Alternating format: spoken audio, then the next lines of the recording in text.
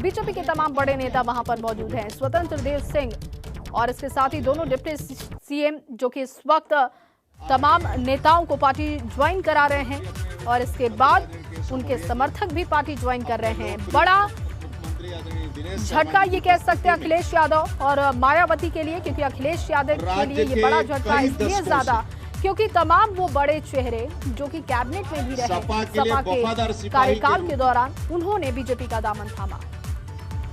और सपा ताकतवर जिसने बनाया पूरे पश्चिमी उत्तर प्रदेश में, और इस परिवार को वफादारी के साथ हर प्रकार की चिंता की। आज उस पार्टी को छोड़कर और लोकप्रिय नेता और गुर्जर समाज में भी अपनी उनकी एक प्रतिष्ठा है, अपना सम्मान है, ऐसे आदरणीय नरेंद्र भाटी जी आज भारतीय जनता पार्टी के विचारधारा से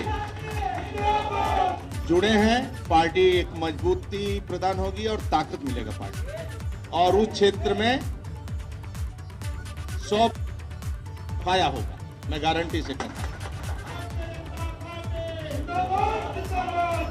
दूसरे अपने रविशंकर पप्पू भैया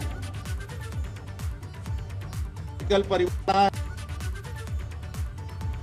और ये परिवार का एक छत्र राज था और है, सफाया होगा, मैं गारंटी से कहता हूं।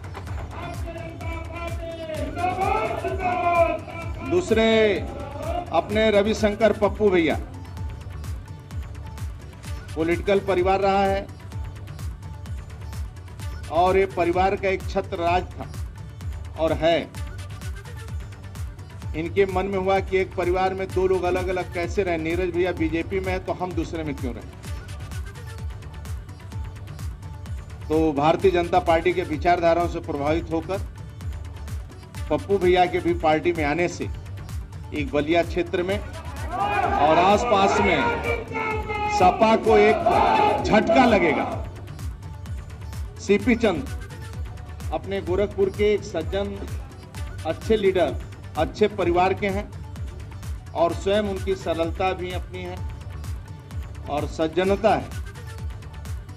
आज पार्टी में आने से पुनः पार्टी में वापस किए आदरणीय नरेंद्र मोदी जी, आदरणीय योगी जी के नेतृत्व में, हमारे डिप्टी सीएम के नेतृत्व में एक पार्टी को बहुत ताकत मिलेगा उस क्षेत्र में और पार्टी का भी कद बढ़ेगा।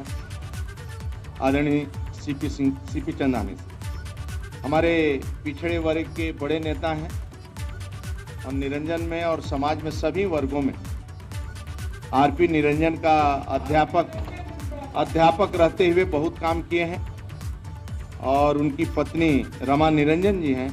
आपके आने से बुंदेलखंड में एक प्रभाव पड़ेगा और पार्टी को मजबूती प्रदान होगी। मैं प्रदेश अध्यक्ष के नाते और भाजपा की तरफ से मैं सभी नेता जो पार्टी में आज ज्वाइन कर रहे हैं इनका हृदय से स्वागत करता हूं, वंदन करता हूं।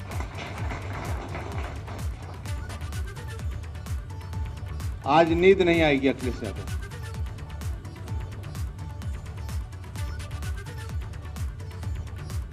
आने से ये बहुत बड़ी ताकत है और आप लोगों से भी अपेक्षा रहेगी कि जो आपके मित्र मंडली है अब सपा से एक एक को चुन कर सेक्टर से लेकर ऊपर तक के कार्यकर्ता जो भी आपके वहां पर रहते हैं वह सभी लोग बीजेपी से जुड़ जाएं, इसकी आप सबको चिंता करना है। नीचे तक के कार्यकर्ता की आप चारों से ही मेरा निवेदन है, आग्रह है।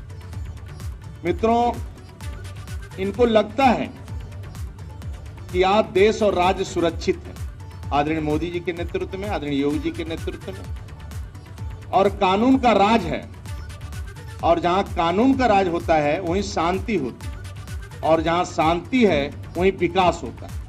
आज अपने को राज्य सुरक्षित महसूस करता है, इसलिए सभी लोग सपा बसपा छोड़कर भारतीय जनता पार्टी की ओर देख रहे हैं और पार्टी में शामिल हो रहे हैं। और उसी आज आदरणीय मोदी जी, आदरणीय योगी जी, आप कल्पना करो मित्रों, दुनिया का कोई प्रधानमंत्री पहली बार त्रिकुट लगाकर और कंठी माला पहनकर पशुपतिनाथ के मंदिर से निकलता है और भारत की संस्कृति और सभ्यता क्या है उसका परिचय करवाता है। दिव्य और भव्य कुंभ में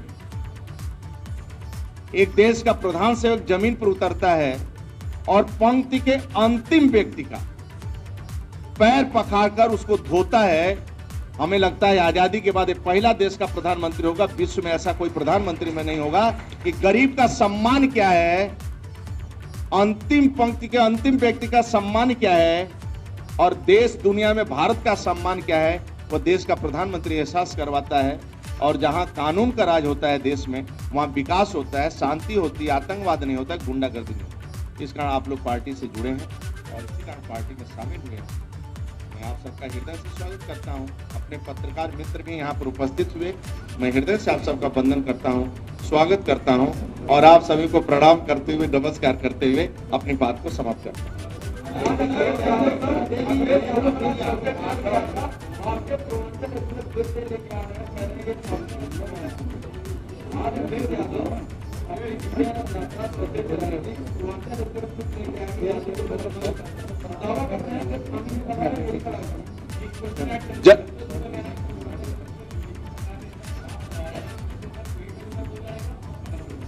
तो आराम करें, जैसे कोरोना के समय आराम कर रहे थे, थोड़ा कोरोना के समय निकल लेते।